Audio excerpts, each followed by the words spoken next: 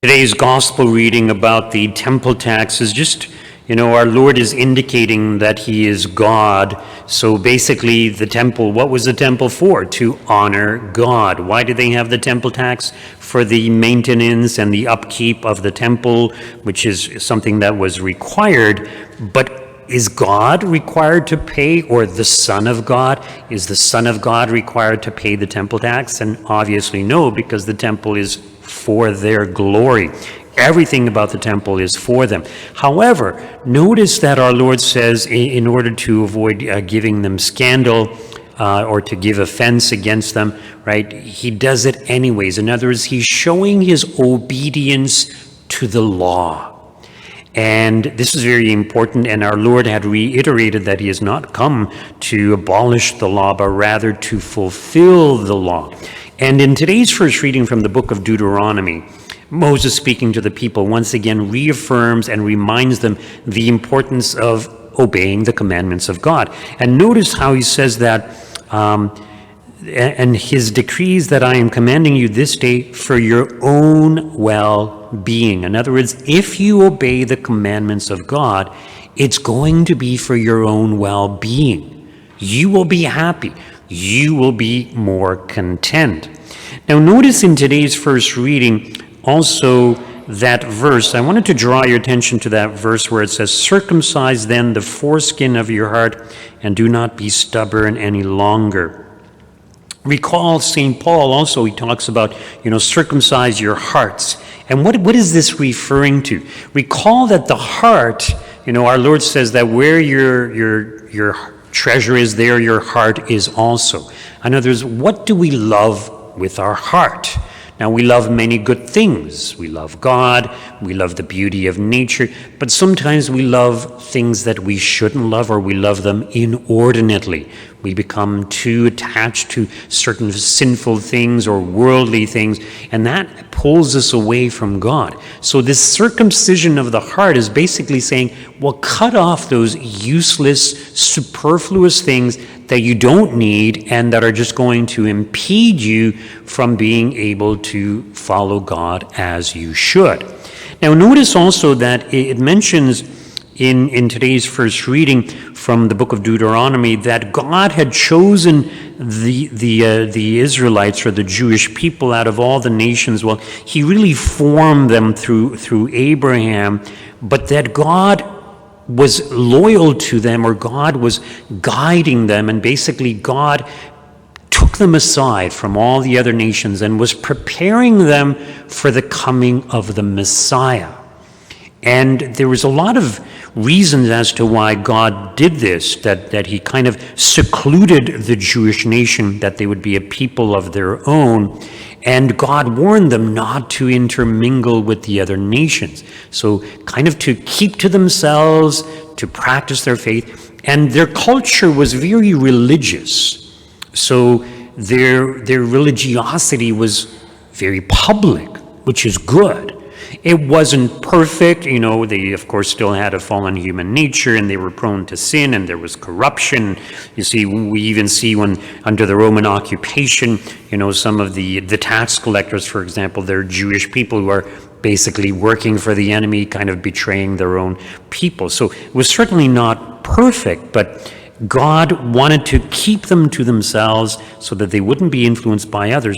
And, recently somebody, I can't remember where I read this, but was talking about, imagine if everybody was a Christian, and not just a Christian, but a good Christian, a truly Christian person. In other words, there would be no fights. There would be no arguments. Nobody would steal anything. People would be kind, polite, forgiving. We would live in peace. We would live in harmony. We would be happier. We would be more content. We would feel safer going out for a walk or whatever it may be. But this is not the reality, but this is something we should seek for. And you see, by God choosing the Jewish nation and isolating them, this is kind of what God was intending for them. Live a very religious life you will be blessed. You will be happy. Now, as I said, they kind of fell short. They didn't live as they ought to, but nevertheless, God was preparing them, and it's through them that the Messiah would come, and it's from the Jewish people that we have the first disciples of the Lord, the first apostles, the first bishops of the church. So something to be said for that. Now, today is the feast of St. Clare. And as you know, St. Clare was very much influenced by St. Francis of Assisi. So this is Clare of Assisi. And she wanted to imitate Francis's way of life, and so she founded the women's branch of the Franciscan order, which is the Poor Clares. And I think her order was the first to have an official rule for their community. There were communities in the early church, but this is in the 1200s, right? So first female religious order, and very strict commitment to poverty. And, even today there are some Poor Clare communities, and some of them, over time they become more lax, they become more liberal, and, but there are some that are still very, very strict, and they take their vow of poverty very serious, and they practice a lot of penance. And they spend a lot of time in prayer. What's interesting about these Poor Clare communities that live a very strict rule, and not just the Poor Clares, but there are other religious orders. There's certain Carmelite priest orders as well, or brothers also. And the ones that live their religious vocation to the full, in other words, extreme poverty, penance, self-denial, and very committed to prayer. What's noticeable about these communities is the members are extremely happy, extremely joyful. And you would think, well, how can they be so happy when they're deprived of so many things? They have very little worldly things, like what does their life consist of? Prayer, reading, spiritual reading, manual labor, and doing penances. Like, how is this going to make them happy? And they only interact with each other. Well, of course, they interact with God also. But nevertheless, they are extremely happy. In other words, what they've done is they've circumcised their hearts. They've cut off those things that they didn't need. And in fact, when we think of, St. Benedict and St. Anthony of Egypt, part of the reason they wanted to go off into the desert, into hermitages, and to start communities is because they wanted to withdraw from the influence of the world, the bad influence of the world. So I can't remember which saint it was, but the influence of being a student and the influence of the students, and he wanted to withdraw from that. And when you have these first religious communities, it's in imitation of how God chose the Jewish nation and isolated them. So these communities want to isolate themselves from the world. And they're not just fleeing from the world because they want to protect themselves from the influence of the world.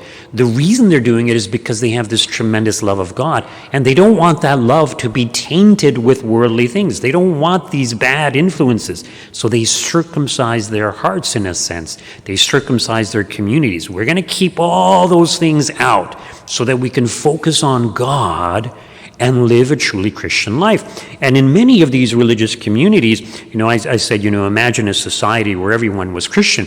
Well, this is the ideal of a religious community. Everyone in the religious community, the brothers or the sisters, if it's a female religious order, they're striving to be the best Christians that they can be.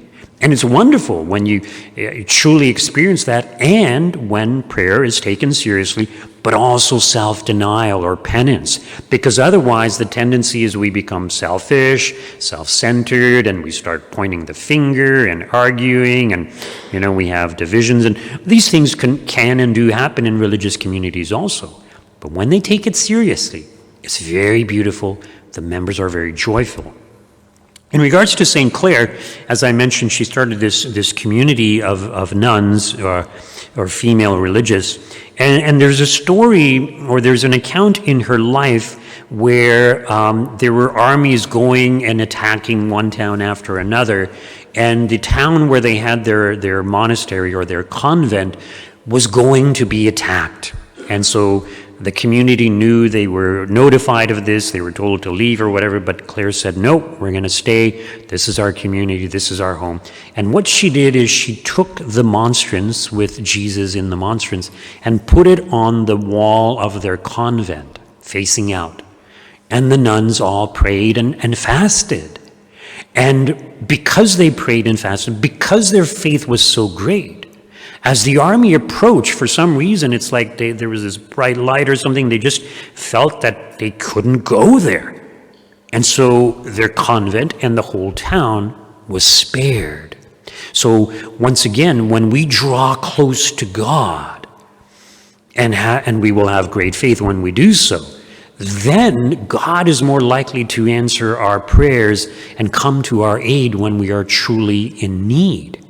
But in order for us to draw close to God, we must circumcise our hearts. We must cut off those loves, those worldly treasures that perhaps we don't need, and try to dedicate more time, more energy to the pursuit of our relationship with God.